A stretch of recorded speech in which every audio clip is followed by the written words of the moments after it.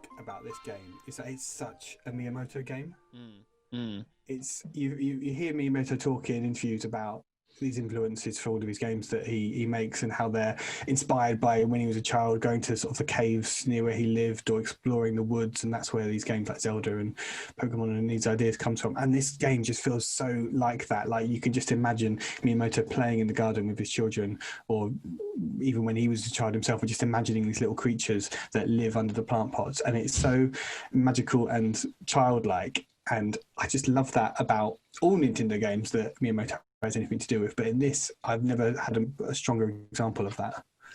Yeah, I think so many Nintendo games are boiled down to the joy of play. You know, in Mario, they were like, well, why is it fun to jump? What can we do with that?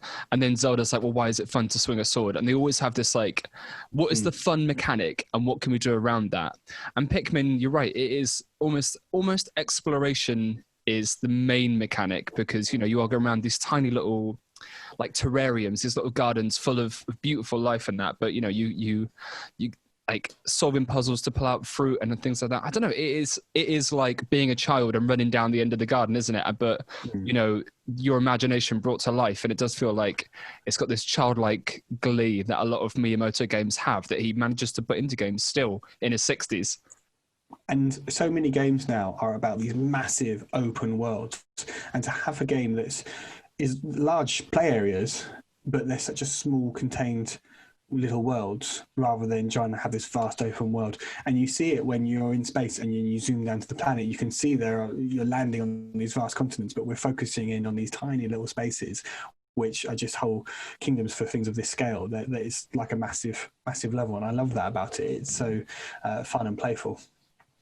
Yeah, I think the focus is instead on making like a tight puzzle environment. You know, they've clearly looked at these levels and gone, okay, how do we make this fun? How do we make this smart? So when you eventually come round one way, how do I unlock the access to this? Like, how do we make this puzzle to get this one strawberry up on a level, you know, rewarding? And I think that's, yeah, I'd much rather something like that, and finding something fun in a familiar area is way better to me than like just walking for 5 minutes in one direction and finding something. Like, yeah, there's so many, every little corner has got something packed into it, whether it's an enemy or a little hidden secret, or just some piece of information and intel that you can take back, or some little audio, or what do you call them, the little logs that you find dotted around everywhere of the Olimo and the captain and things.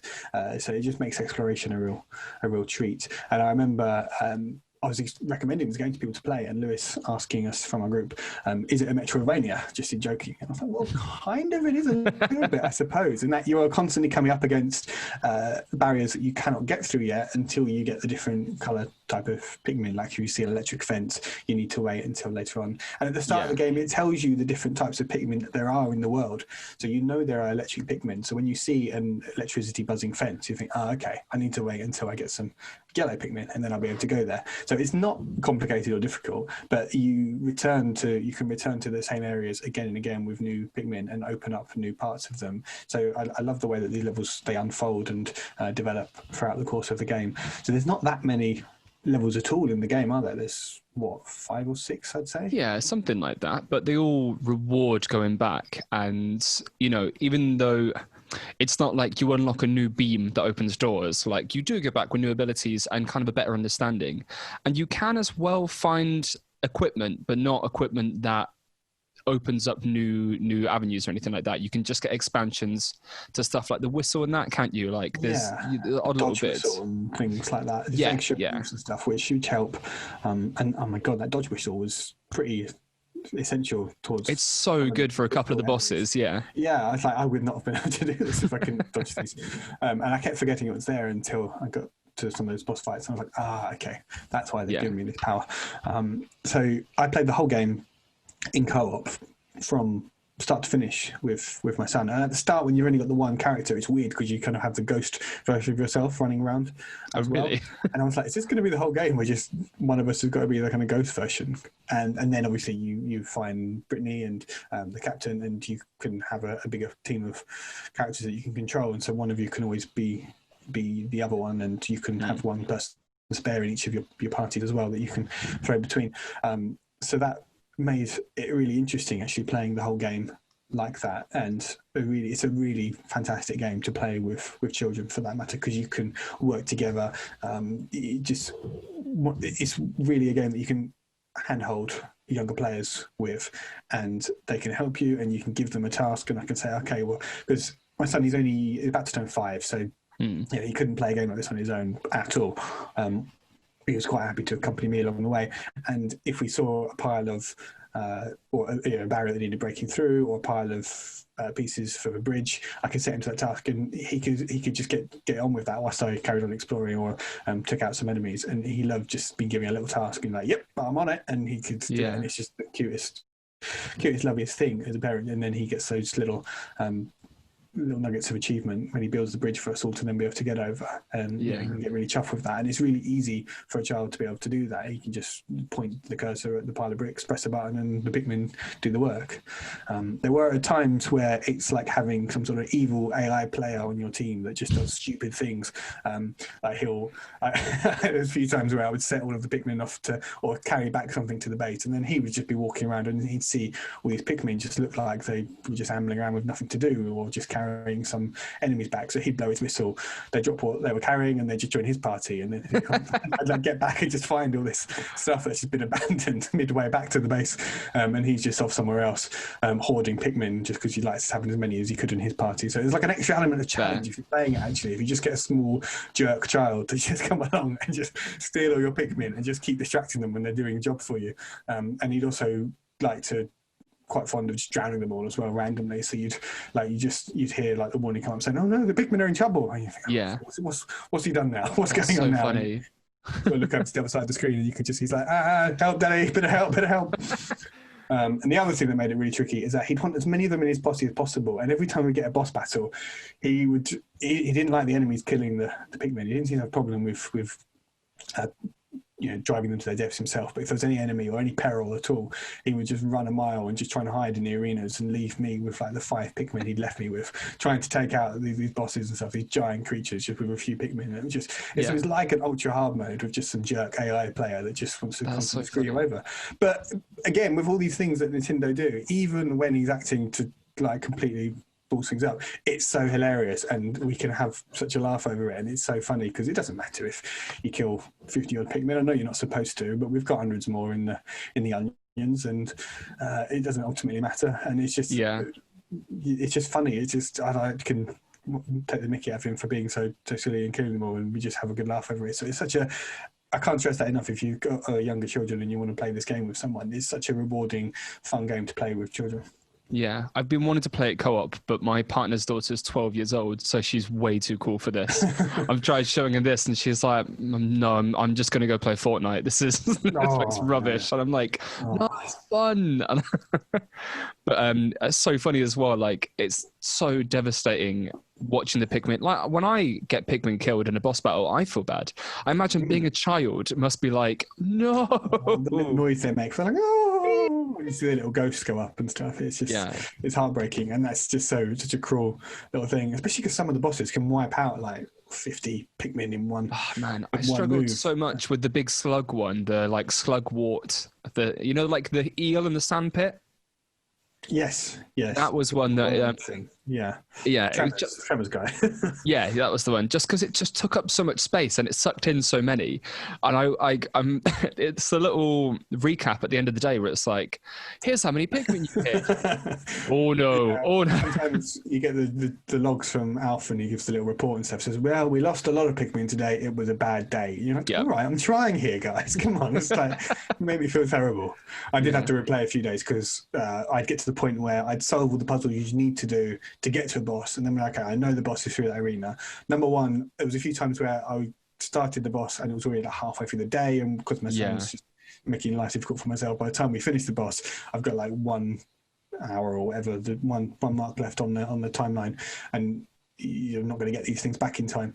So I always made a point of trying to do everything I needed to get to the boss area and then start a new day. And then that way, if you do have disaster fall, you can just restart the day and you don't have to solve all the puzzles again and do that. Yeah. Because it takes ages to drag back those bosses as well. Like some of them, it's like you're going to need a lot of Pikmin, buddy.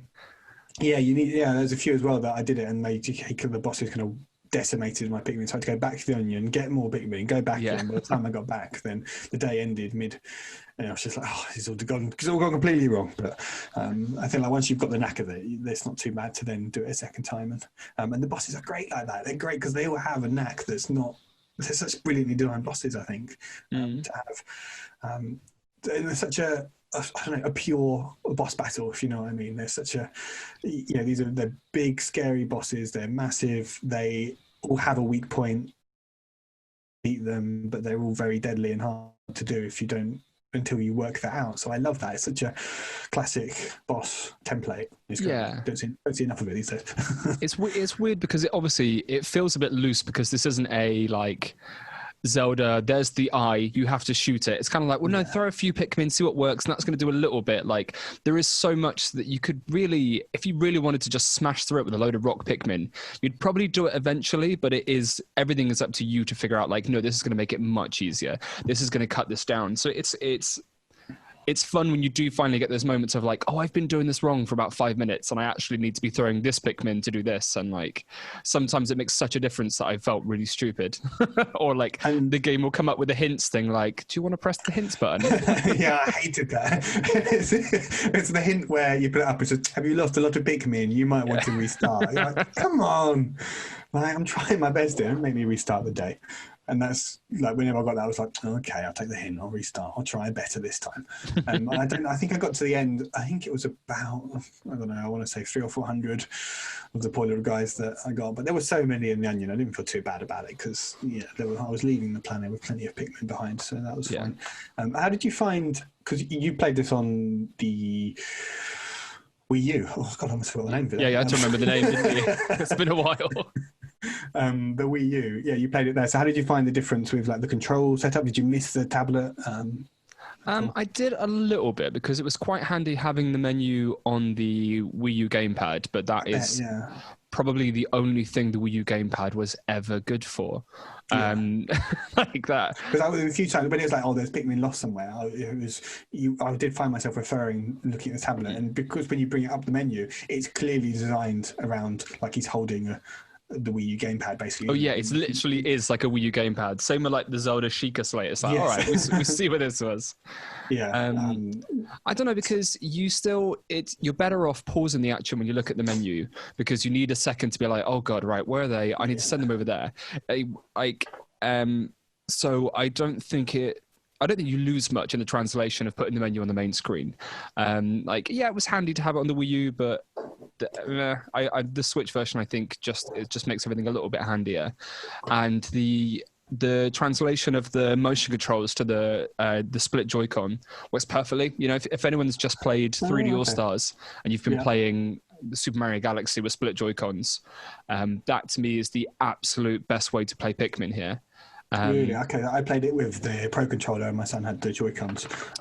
With little hands. It depends. So, I like the aiming on that. I mean, I found the aiming on Mario Galaxy with the Pro Controller worked brilliantly for me. I was a big fan. It works absolutely fine. I think in my hands, I find it more intuitive if I'm holding the thing I'm pointing. You know what I mean? Whereas when you've got the split Joy-Con, you're kind of like holding this whole thing you've got to move. It makes more sense to actually point it in my head. So I much prefer that control. And in terms of like quick movements between things as well, instead of like, because you can just lock and lock and lock and go from item to item to item, can't you? Whereas I think if you just use an IR pointer, for me, you can quickly move between things a lot better, and you can choose where you're going. Like, okay, 3 Pikmin here, like that just seems like a better way to do things. It's maybe a little bit looser, but I find it quicker. Yeah, I feel like if you'd had a mouse a mouse would have just made the whole game much easier to play if you could just drag and highlight several Pikmin and send them off to... I've said this before. I know it's never going to happen, but this would be an incredible PC game. Okay, I thought you were going to talk about bringing some sort of Mario Paint style mouse back. No. This would I mean, we never thought we'd get Sony PC games, but like this would be a great PC game. Imagine this on with proper graphics cards in 4K. How good would that fruit look? I mean, it looks pretty stunning. I mean, let's talk about the graphics, because it looks pretty stunning as it is, especially because we're playing however many years old, 5 years old Wii I U think game. it was It looks 2013 fantastic. it came out. Wow, God, really that longer? Jesus. Yeah, it looks amazing though. The water and the gardens, and it's quite. I suppose it's an easy thing to make look beautiful because it's quite a small. These aren't massive, gorgeous open spaces, so they can pack a lot of detail into the graphics and these little worlds that they've created. But the fruit, it does look really lifelike, strangely. Yeah, especially in the end of mission reports when you get new fruit, I think because there isn't a lot else going on, that's when they're like, right, whack the graphics up. But in the day-to-day, like the actual levels and stuff, I think it's just down to art direction. It's down to the design of both the Pikmin, the enemies, and the way that the lighting's done and kind of the depth of field as well. They give it this really incredible kind of feel of it, of, you are a small thing in a big world, but the way the depth of field works with that, I think makes it... I don't know, it's really like kind of evocative of that. You do feel like you're exploring this huge area, even though it's kind of technically like a garden or something like that. And I think they're quite simple models to Pikmin if you've played with the photo mode. When you look at things, like there isn't a lot going here. There isn't a lot going on. Like the Pikmin themselves are actually like quite plain models. But then they're going to need to be. If you have 100 of them on screen. Yeah, exactly. I'm not begrudging them that. I think it's impressive. When I was walking around, it runs perfectly. I mean, you'd hope it would for a 7-year-old Wii U game, but there's no ever any slowdown or drop frames at all. I mean, it's not. And you're throwing around hundreds of, and you have these giant bosses on screen. You're throwing like literally 100 Pikmin at them, and there's 3 of you running around as well. It's not 60 frames, is it? I think it's locked 30. Yeah, I think it's locked 30 1080p, which is absolutely fine. This isn't Bayonetta. You don't need 60 frames Pikmin. But like, you say that, but it's. I know what you mean. Does. It's steady and it does look really good. Yeah, I was just thought it was really impressive, really nice looking, and I was just impressed playing it, thinking, man, this game must have looked amazing when it came out on the Wii U. It was fairly impressive for the Wii U, like especially if you played the Wii ones or the GameCube ones even, because they were good. But again, the art direction made it so like impressive in the first place. But then playing the Wii U one, this was one of those games where like, oh my god, this is Nintendo games now. Between this and Wind Waker HD, that era, as much as it is forgettable, was like, oh wow, this is what we can actually get from Nintendo games now. This is great. Yeah, and it's funny thinking now that we're in a 4K next-gen world now, and that's just become the standard. But when this was one of the first HD Nintendo games, when it was still, wow, look at this, Nintendo games are in HD now, and now things have moved on again. But at the time, it must have looked great compared to the old Wii resolution. Nintendo games are future-proof because of art direction, Yeah, no, absolutely. I think, much as we're looking at stuff like 4K and that, like this game looks incredible because of the choices made to make it look good. I don't think 4K makes something like this look better. So this is how Nintendo get away with not being the front runner anymore. But yeah.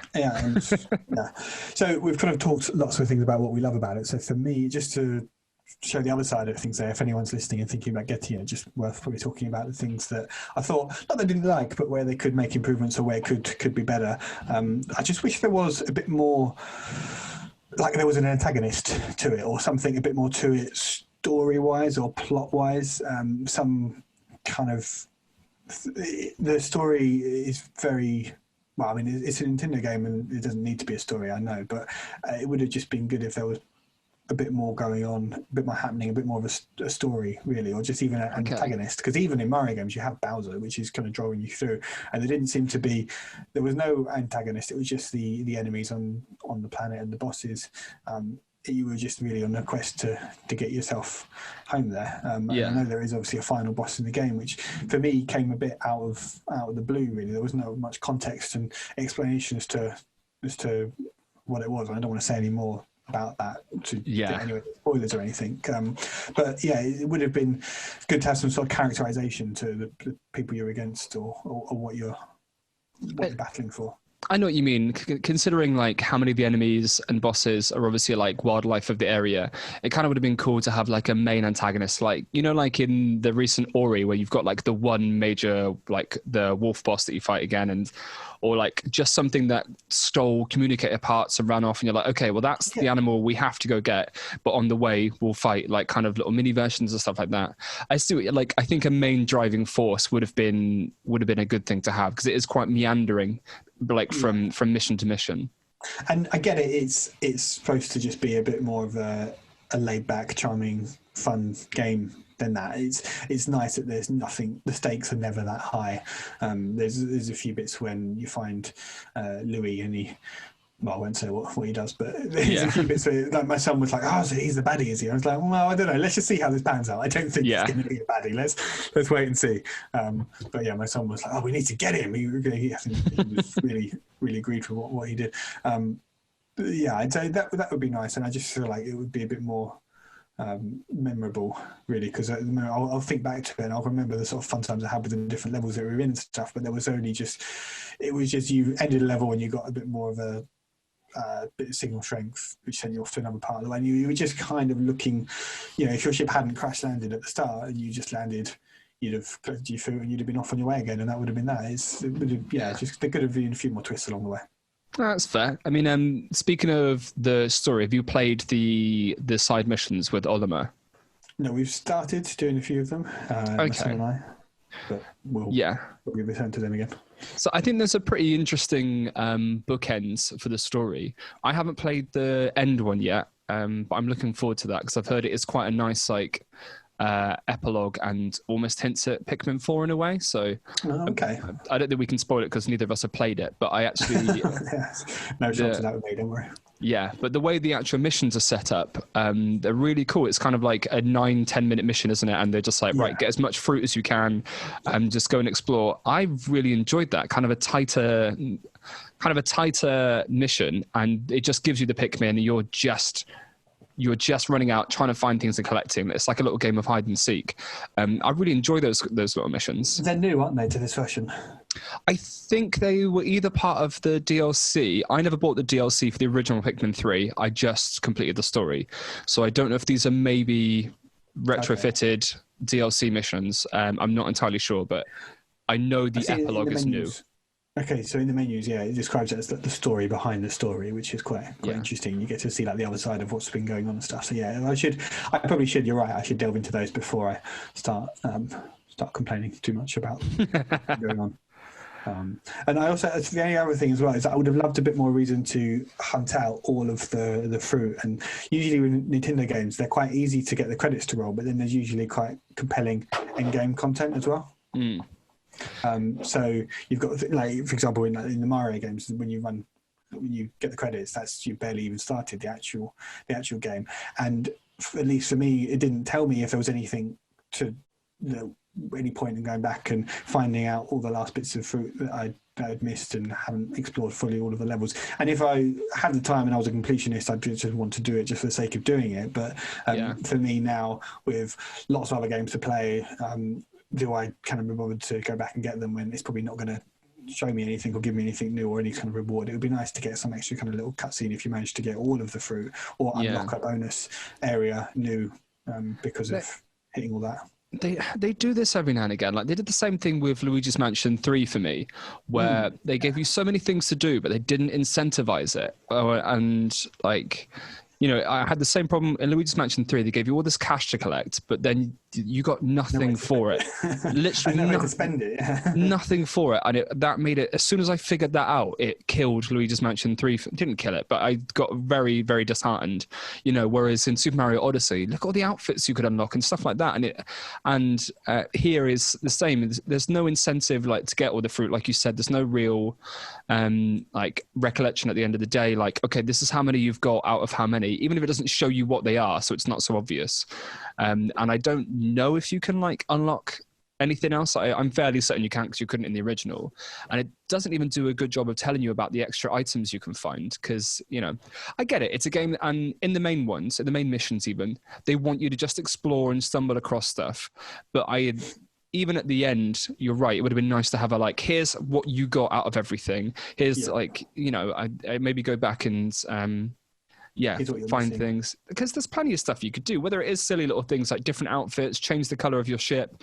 Like there's so many little things that Nintendo does add to games to make you want to go back in and collect all the coins or the collectibles. Well, just little areas, just new areas, and as you're going through it, you find old mobile phones and stuff, and that's how you boost your signal strength. I had to explain to my son. He was like, "What is that?" I was like, God, I feel so old. That's what phones used to look like. You know, my phone here, and obviously, you know what my current phone is. That flip phone. Yeah, that's what telephones used to be like. You're like, oh, okay. I like how the flip phone is the one that survived. Yeah, there's no iPhone dotted around everywhere. But they could have like played around with that, and you could have found like some old ancient Game and Watches or an old Game Boy that survived or something. Yeah, they could have hidden some more items like that, couldn't they? I would have loved it if you could dig up old Nintendo items. Imagine you were digging up an amiibo in every level. Oh God! I'd love scan that. the amiibos and they just appear somewhere. Yeah. I mean, I suppose you could say it's about any Nintendo game, aren't you? There's just always so many. Yeah. Oh, there's always more you can add in. Want to shake them, like, come on, Nintendo! It's just this open goal there. How have you missed it? But they always seem to love doing just that. And I don't want to I wanted to give a balanced picture of things, but they're small nitpicks in the grand scheme of things. I do want to stress that I really love this game. It's very, very fun and entertaining game to play. The actual gameplay loop of, okay, here's a puzzle, here's an obstacle you need to get over or around or through or however it is, finding the things you need to accomplish that, using your Pikmin to defeat enemies and collect the things or dig up the things you need or carry the things from A to B that you need is a really rewarding, satisfying mechanic. And it never really gets old over the, what would you say, 6 or 7 hours it takes to play through the campaign. It never gets old. If you really smash through it, I think they do a good job of introducing the new Pikmin really slowly, and each new Pikmin isn't just one thing they can do. There's several things they can do, and then you start chaining commands of like, okay, well, if I get this Pikmin, for instance, the yellow Pikmin are electricity, so you very quickly realize, okay, I can connect batteries and stuff, but then once you start assigning different captains different jobs and then solving different puzzles with the Pikmin, like, it's not one and done, and suddenly you're figuring out so many different routes to different fruits and stuff. I think it's really well designed, and it does keep you fairly entertained until the end. Like, this is such a pleasant game, and I don't think I would have wanted much more of it, to be honest, either. I kind of like, I said, this doesn't overstay its welcome.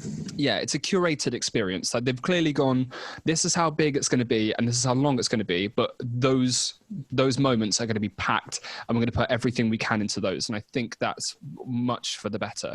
No, absolutely, that's a great point. That it's very rich content and there's never any filler in the game. It doesn't feel like they've just padded it, and they could have done it. It could have been an extra 4 or 5 hours longer if they had just put in some more obstacles or just made the area bigger, just to make you walk further between points. But it is just the length it needs to be, and it's not an hour too long or an hour too short. Perfect. I think this is as well a very good opportunity. Like, I've discussed the sales of this game briefly, and it's a little bit disappointing so far for Switch owners, but also it's launched at a really horrible quarter, man. We've just had next gen consoles launch. We've got a huge Zelda game coming. Like, I really encourage people that are kind of on the fence about Pikmin to just download the demo. Your save carries over, and this is a really good time to jump into the series as well. This is not, well, it kind of is a soft reboot. You don't need to have played the previous games. They've added story to connect it to the previous games. Like, this is a really, really good time to come in and pick up this series, as opposed to hunting down a GameCube copy and paying 50 quid for the originals. Like, this, I think this is a really good refresher for anybody who's ever been even mildly interested. And the demo as well is a really generous demo. It's a good couple of hours of play there you can do, and you can go back and you can try and perfect your times on it, because it's a good, 3 or 4 days worth of play there. And you say it carries over to the next day. And I think if you played the demo, if you don't like the demo, you're not going to like the game. Yeah. But it's gives you everything you need there. There's nothing more to it. But it's a really good, like, some demos you don't really get enough to get a sense of whether or not you're going to like the full game. But I think with this one you do. You really get a lot there to see what it's like. And the rest of the game is basically more of the same, but just more complex and more interesting in different things and stuff. So if you play the demo and you'd like it, and hopefully you listen to this podcast and you think, well, they like it, so I'm going to give it a go. Please do. But you're absolutely right. They did send it out at a very strange calendar year. And do we think it's probably a victim of the release schedule that's been hit for Nintendo, and they've had to kind of spread things out over, a bit thinner over the year? I think than what he would have liked to have done. I think this would have been a really good February game. January, February, like proper quiet season. Everyone's got a bit of leftover Christmas money, and a few people have like got a new Switch, or maybe even where Paper Mario came out, Pikmin would have done really well. Where so many people picked up Switches for Animal Crossing, and this to me is a really good second game for a lot of the more casual people. Because I had a load of friends that in March picked up a Switch Lite and Animal Crossing that, that was all they had. And I've been trying to say to them for a little while, like, you might like this Pikmin game. It's really chill. It's really fun. It's like very similar cutesy style and kind of micromanagement. So like, it just seems like a shame that it's been kind of sent out at a bad time. But who knows? Maybe we'll see it in a Selects line in a couple of years, like it was on the Wii U. If they ever reduce the price. No chance. Side point: is there ever going to be like a Selects range for Switch? It's kind of crazy now. It's they always do it towards the end. Zelda, not cheap.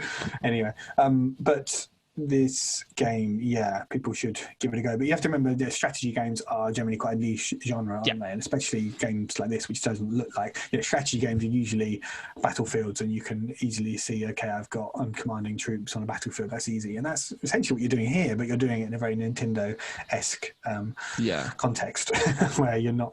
You are commanding troops, but they are little cute Pikmin, and you're attacking bugs in a garden rather than enemy generals.